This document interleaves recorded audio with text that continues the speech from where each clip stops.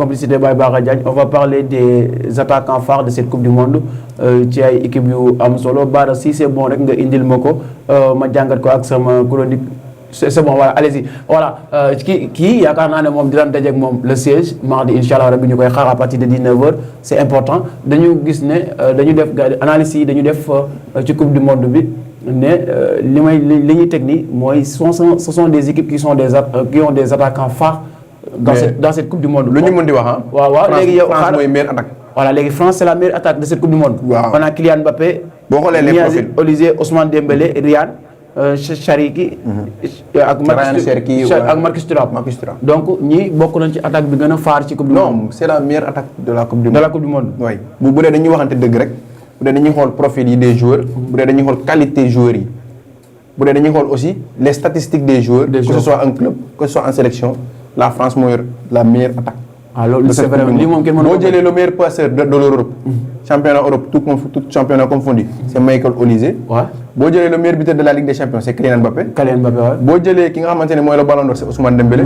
boo jëlee peut-être les joueurs les plus techniques de la Première Ligue Ryan Cherki la. waaw boo jëlee les joueurs les plus pragmatiques de la Série A. c'est Marcus Thuram. daa mën a dugal waaw. voilà donc ñoom daa mën a dugal.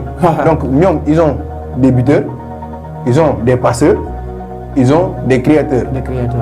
donc mooy meilleure attaque bi nga xamante ne man ci sama réflexion France moo yor meilleure attaque coupe du monde. kon d'accord nga ak analyse yi teg nii. non meilleure attaque bi. waaw man je crois que y a pas de débat. y a pas de débat ku seetaan football moom xam na ni.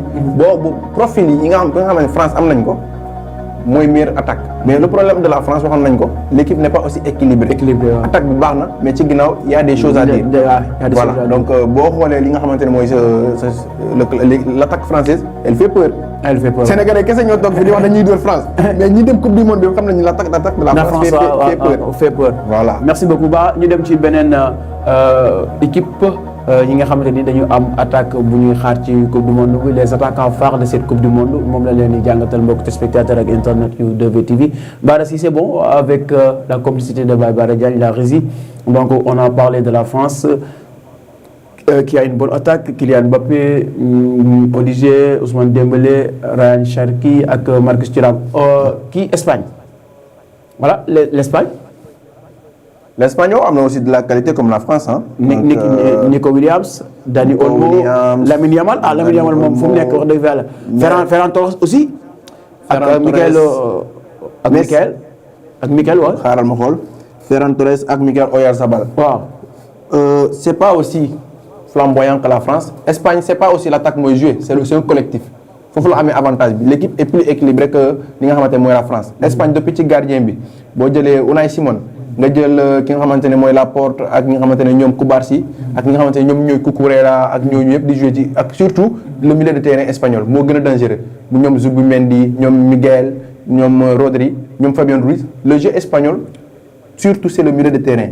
Moi l'Espagne c'est un collectif. C'est pas l'attaque qui joue. C'est pas seulement l'attaque qui joue. L'attaque sublimine le jeu de l'Espagne parce que ñoom ñooy convertir les actions. Ouais. Mais le jeu de l'Espagne c'est surtout derrière. Okay. Ouais, ils ne méritent pas plus que les attaquants n'ont pas plus de mérite que li nga xamante ne ñoom ñooy les ñoom Pedri parce que ñoom ñooy sublimer Lamine Yamal.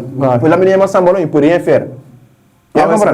Donc l'Espagne avantage boobu ñoom Pedri ñoom Fabien Ruiz. mais Lamine on l'attend dans cette coupe du monde. On l'attend très bien. C'est un jeune crack bi nga xamante ni le monde entier ñu ngi koy xaar on a vu ça l'ovation des supporters américains. daa mel ni ñoom xam nañ Lamine Yamal. parce que déjà sur TikTok xam nga moom presque am na ay millions de vues ay millions d'abonnés. donc c'est pas l'Espagne le problème la différence que l'Espagne bu mu am nii par rapport aux autres équipes mooy l'Espagne c'est un collectif. Voilà. du ay individualité parce que boo jëlee ki nga xamante ne mooy Nico Williams sans un collectif il ne peut pas jouer. boo ko xoolee dans son club c'est pas lui qui porte l'équipe à 100%. non boo xoolee Dani Olmo c'est pas aussi Dani Olmo du top joueur. du joueur top mondial. boo xoolee Ferran Torres du joueur top mondial. c'est pas comme Dembélé c'est pas comme. comme Mbappé comme Olise boo fa génnee Lamine Yamal. ñeneen yëpp collectif bi moo leen di yóbbaale. ok voilà boo génnee Lamine Yamal benn individualité boobu nga mën a citer ci l'attaque peut-être l'expérience de Oyarzabal ki nga xamante ne moom am na l'expérience pour de jouer ci yeneen équipes yi. mais boo jëlee Ferran Torres ñu ñëpp xam nañ ni Ferran Torres c'est pas aussi un grand attaquant. Dani Olmo c'est pas aussi un grand attaquant. ki nga xamante ne mooy Nico Williams. c'est pas aussi un grand attaquant mais toujours comme ni ma la waxee collectif bi. c'est pas aussi ay forte individualité comme France nu mu ko amee. France ay forte individualité la Kylian Mbappé Doué Dembélé ak yooyu noonu. ay forte individualité yi nga xamante des joueurs qui peuvent faire des différences yi nga xamante à 1 contre 1 et yooyu noonu.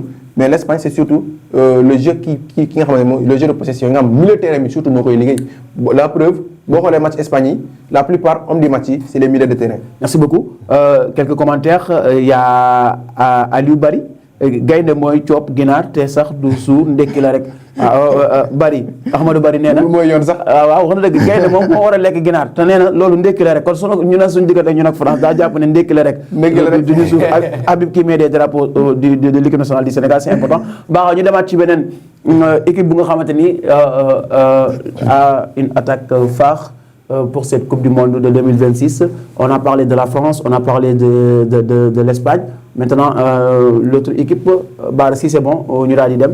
Par rapport à ce que attaquant, voilà, l'Angleterre. On va parler de l'Angleterre. L'attaque de l'Angleterre, on a Saka, Marcus Rashford, Harry Kane, Ivan Toney, avec Oli. Oli Watkins. Voilà. Lors de l'attaque, oui. Wow, attaque bu baax la. Donc je crois que Angleterre. Je sais pas, ñoom Anthony Gordon, je sais pas, en tout cas le coach dafa def ses choix. Après comme Pape Thiaw rek les coachs ñooy def ci leur choix. Donc il a assumé kooku di Thomas Tuchel. Assumé na ses choix.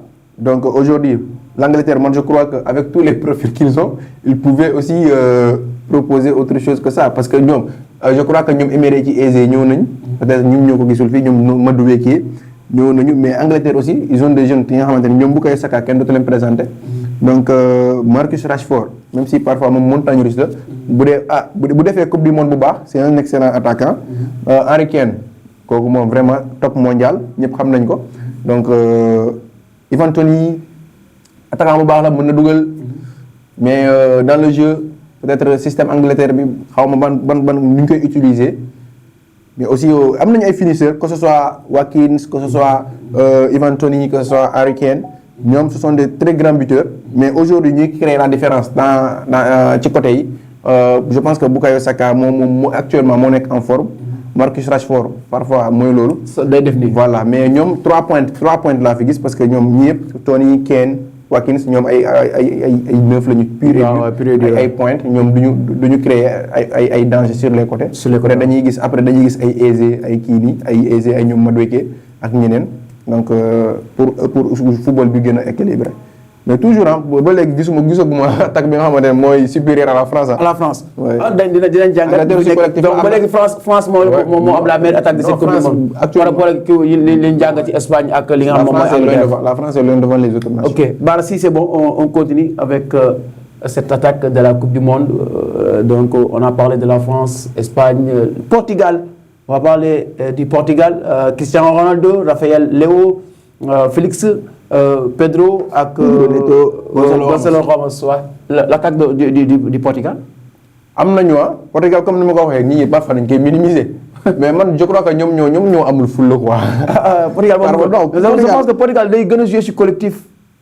non amul fulla quoi man Portugal à un moment damay wax ni Coupe du Monde bële ils nous ont bluffé quoi.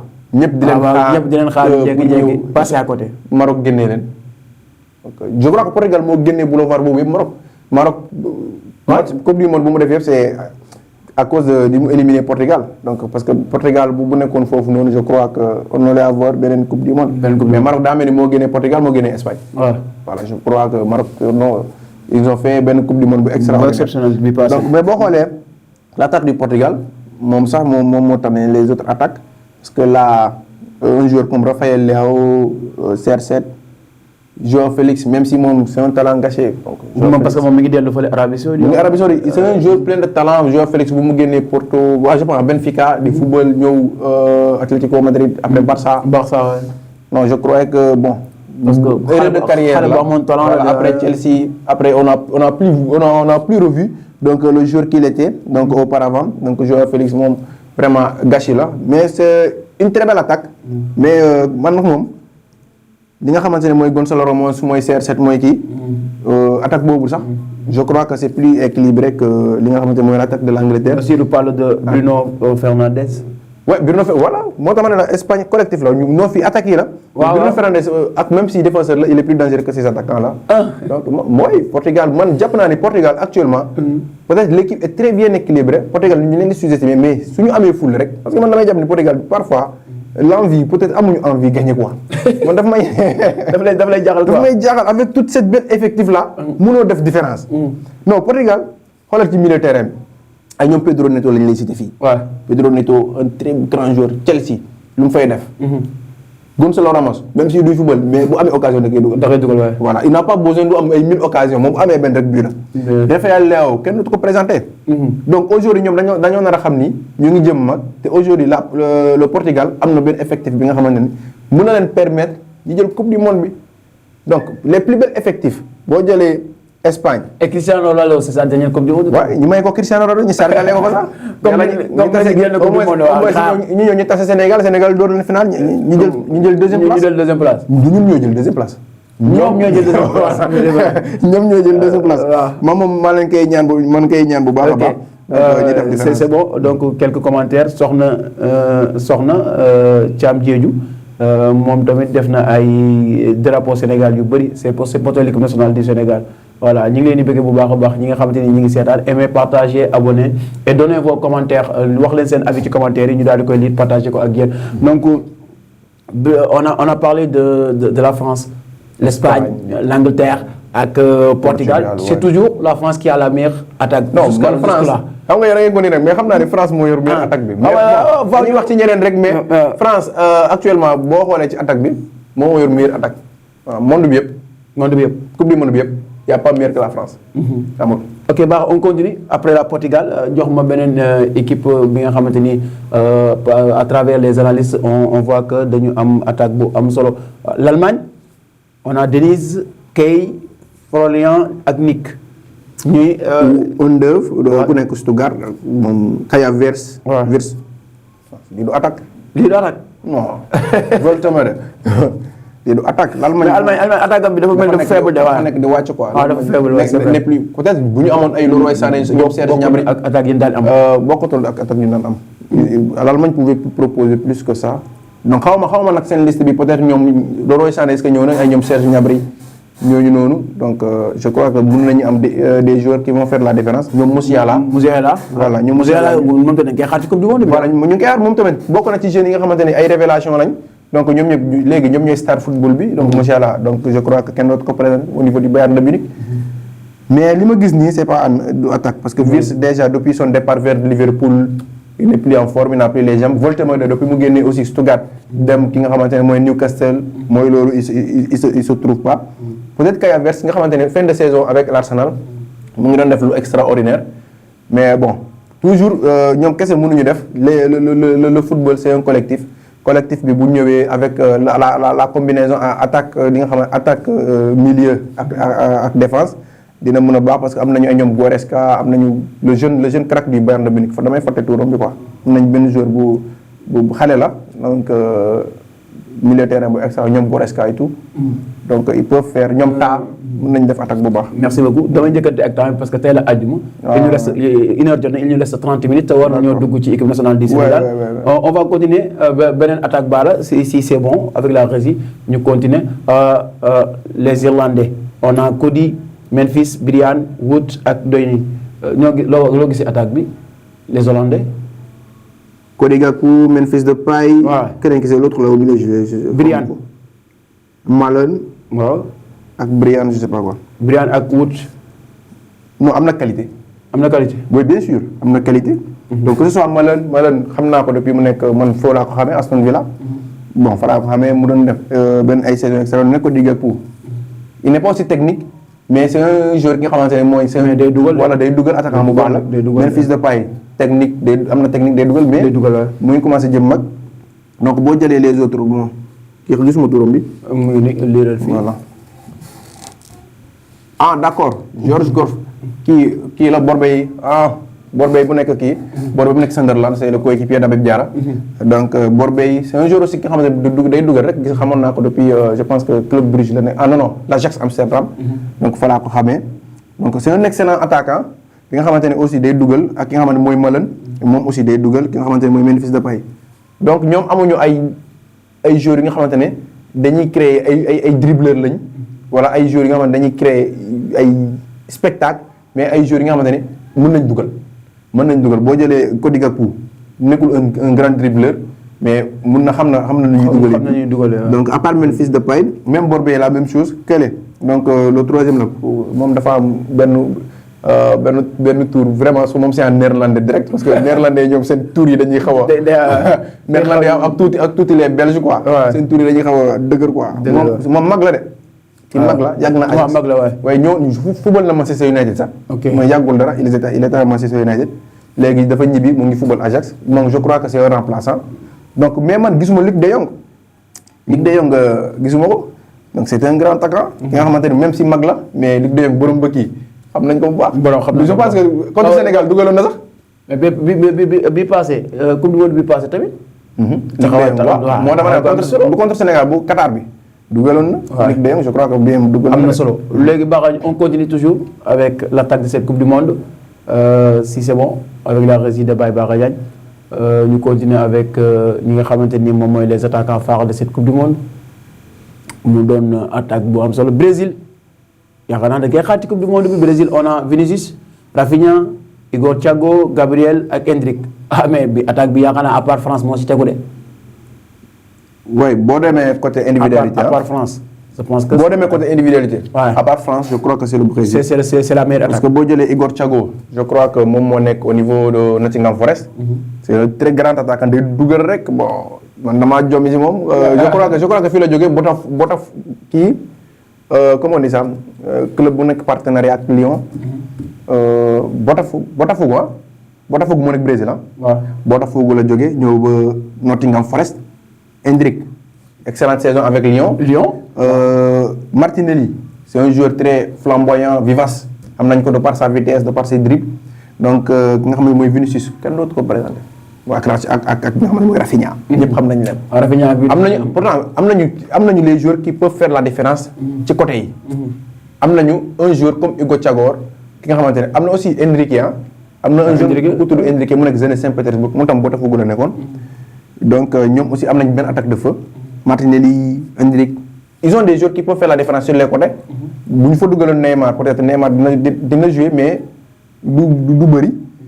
mais aussi am nañu les joueurs qui vont faire. Neymar est-ce que dinañ ko utiliser ci attaque bi. bien sûr dinañ ko jouer comme 10. voilà moom buy jouer ci cœur bi lay nekk. donc mu organiser le jeu. donc am nañu les joueurs nga xam ils peuvent faire la différence parce que Neymar amatul vitesse bi. amatul vitesse bi et les appuis qu'il faut pour muy def yeneen dribble comme ay Vinicius wala Rafinha. am nañu ay dribbleurs ci les côtés am nañu un finisseur Igor Thiago je crois que en Angleterre moo nekkoon sa mbir bi amoon na. Courpi amoon na Igor Thiago amoon na ki nga xamante ne mooy aussi Haaland. mais Igor Thiago joueur bu baax la. donc un commentaire de Soxna Thiam Brésil meilleure équipe du monde xanaa Soxna à part Sénégal. non kii lay supporter Brésil. loolu nostalgie bi la quoi nostalgie bi. ok Brésil bu yàgg bi lay wax quoi. Karim Diop moom Sonko la def quoi ay drapeau ak këram Sonko daa dem ci coupe du monde bi. Sonko ci li ma sama information yi moom. kiiwul de mais dégg naa day waajal meeting quoi xaw ma randonnée peut-être. ok voilà donc on continue avec l'attaque de cette coupe du monde Bara si c'est bon mu ngi noonu Norvège kii dañ koy am ci coupe du monde bi yaakaar naa mooy suñu deuxième match Norvège alaana la ñuy wax Antonio Alexandre Jordan Strand ak Mohamed l'attaque de Norvège. waaw mu ngi Erling Haaland Antonio Nusa Alexander Sørloth Jensen Stark Mohamed je sais pas Mohamed. je crois c'est un Marocain El Younousi marocain la. man pour man Larsen fii la nekk man pour man Larsen kii la woon quoi norvégien mais peut-être Larsen kii la comme on dit ban dëkk laa bëgg Suède. suédois pour man Larsen fii la norvégien la. donc Larsen bu nekk Celta Vigo man pour man norvégien la quoi. mais l'attaque Norvège bi noo ko gisee. am na ay jeunes Erling Haaland fu mu nekk xam ne attaque bi day pesé donc Sørloth aussi nga xam gis nañ ko avec l'Atlético de Madrid. moom moo dugaloon triplé bi je crois que contre Barça moo éliminé woon Barça. donc Nusa dafa nekk un joueur nga xam ne mooy Red Bull Salzbourg bu mu fa nekkoon di def ay excellent match léegi mu ngi Leipzig di def ay match ay moom ak Ivan Diomandé je pense que ñuy seetaan Bundesliga xam nañu ñaari boy yooyu noonu Ivan Diomandé Nusa donc l'Ivoirien ak li nga xamante ne mooy le Norvégien di def ay match extraordinaire ay jeunes lañ xale lañ mais ñoo yor Leipzig donc ak attaque bu am solo la attaque bu am solo la. ok c'est bon on continue toujours pour l'attaque de cette coupe du monde en tout cas mu doon ay attaquants yi nga xamante ni da leen di xaar ci coupe du monde bi l'Argentine qui est le sacré champion du monde sortant donc on a Alvarez Martinez Nico Paz Thiago Almada ak Giuliano Simeone waaw attaque bi noo gisee attaque bu baax attaque bi waaye Nico Paz xam nga Nico Paz Como ki nga xamante ne équipe Fabregas bi donc Nico Paz le coéquipier de Assane Diao vraiment un excellent joueur Masia bi xaw ma lu ñu def ba Masia bi wala Castilla Real mooy Castilla waaw voilà xaw ma lu ñu def ba perdre ce jeune là ba mu dem mais je crois que prêt la peut-être déwén dina ñëw li nga xamante ne mooy le Real Madrid mais c'est un excellent joueur man dama koy seetaan man moom mooy tax may seetaan li nga xamante ne mooy Como parce que vraiment ay éclair de jeu yu muy am parfois passe yu muy def bii muy dugal c'est un excellent joueur un joueur plein de technique ak qualité ak aussi Argentine dafa am benn atout bi nga xamante ne am na ko nu muy remplacer les pions nu muy remplacer les joueurs gis nga Almada bi Almada bële Almada ñoom ñoo joué nekk Olympique Lyonnais ñoom ñoo joué woon coupe du monde bi ak ñoom Amara Diouf waaw gis nga l'évolution des joueurs argentins waaw ni mu gaawee ay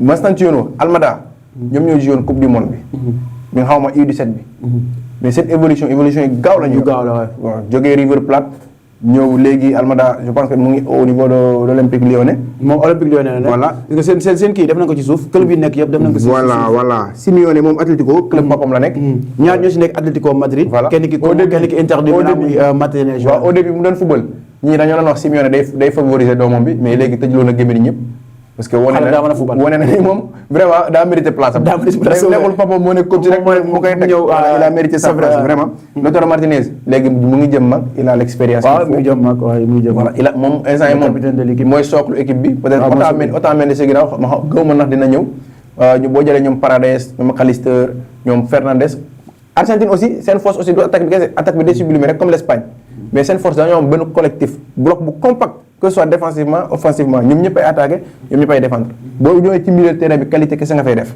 nga fay fekk boo jëlee Paredes jël McAllister jël Fernandes ki nga xam moo nekk Chelsea qualité kese ba pare ñoom dañoo am jom. Argentin yi loolu mooy différence. waaw am nañu coupe du monde bi ñu jël bi passé. am nañu mais rythme bi ñu footballé c'est extraordinaire am nañu talent bi. am nañu les joueurs qu'il faut. mais rigueur bi ñu jom bu ñuy àndal. loolu tamit day compter ci ay joueurs. day compter ci coupe du monde bi. jom bi ngay àndal patriotisme ay patriotes lañ de. ak ñoo bëgg seen dëkk. Argentin duñ bàyyi de. voilà donc ñoom tamit. voilà à part Basirou nee na Nico Paz dof la Nico Paz. non Nico Paz bu nit moom xam na ko Nico Paz. Driss aussi on le salue mi ngi commentaire merci beaucoup Driss. voilà kon Nico Paz mi gars yi war nañu koo xaar ci coupe du monde bi kam. Nico Paz waaw. man jàpp naa ne ça sera une révélation pour la xam nga ñu bëri instant yi bàyyi ñu ko xel. parce que mu ngi comme série A. di nekk équipe bu ndaw di ñëw. voilà nekk équipe bu ndaw mais qualifié nañu. comment. waaw mais comme daa def sax pas bëgg. qualifié saison bu baax sax. saison qualifié nañu Ligue des Champions. waaw ci dernière journée bi je pense que Milan Roma moo naroon dem. après ci dernière journée bi comme moom mujjee jàpp. mu ñëw mais Nico Paz c'est le meilleur joueur de Como moom kese mooy star bi. donc ak ñoom Assane. mais tamit Alvarez bu Atlético Madrid war nañu ko bàyyi xel yaakaar naa. à part la France bu xoolal à part la France l'Espagne. waaw attaque bi moo gën à part la France et le Brésil. nga bëgg a voilà am na Brésil am na France moom man su may def sama classement naa def France donc Brésil Argentine après ma def Espagne parce que Espagne Lamine Yamal kese la ñu am comme individualité. comme individualité ok. parce que boo jëlee ñoom Nico Williams ak ñi nga xam ñoom Oyarzabal ils sont pas au niveau de Julián Alvarez. Enzo Fernandez Nico Paz ak même si Almada sax. amuñu niveau boobu noonu. Espagne c'est surtout collectif bi ñi foofu la ñuy juumee. collectif bi mais ay individualité bëriwul. c'est bon Bara suñu dernière équipe pour cette coupe du monde les attaquants voilà les plus forts de cette coupe du monde on est avec Belgique on a Jérémy Doku yaakaar naa Leandro Padro Lukaku ak Trossard Diego Moreira ñi tamit attaque bi c'est bon ah. bon ah baaxul à part Doku ak Trossard ñoo fi nekk mais les autres. Lukaku wala c'est daa blessé. Lukaku sax footballul Lukaku dafa blessé woon man je crois man dama am problème ci choix coach bi parce que même si Openda am na problème ak Juventus mais Openda je crois que moo naroon football ak moo naroon ñëw parce que Lukaku déjà saison bi presque footballul saison bi yëpp. ak Naples. mais woo nañ ko peut-être c'est pour l'expérience. mais bu xam nga bul juum Lukaku bi nga xamoon Manchester United wala ba nga xamoon Chelsea wala ba nga xamoon Inter de Milan du Lukaku bi. donc ay joueurs yi tour yi ñoo fi nekk mais sur le terrain il faut nga am les réalités du jeu. donc Lukaku mënatul poser ci yeneen défense yi comme auparavant. mënatu ko te mënatul football ay comme doon footballé auparavant. donc loolu tam day yóbbaale ñu bëri pour comparer affaire yi. il faut nga jël joueurs yi nga xamante ne ils vont poser comme Jérémy Doku wala un peu Trossard mais ñeneen ñëpp. nekkul ay attaquants yoo xamante ne. c'est bon merci beaucoup Delph ci jàngat boobu am na solo les attaquants phares de cette coupe du monde on a étudié cela donc mu doon donc attaques yu ñuy xaar mais la France. c'est ma tegee France Brésil Argentine Espagne. après ma teg.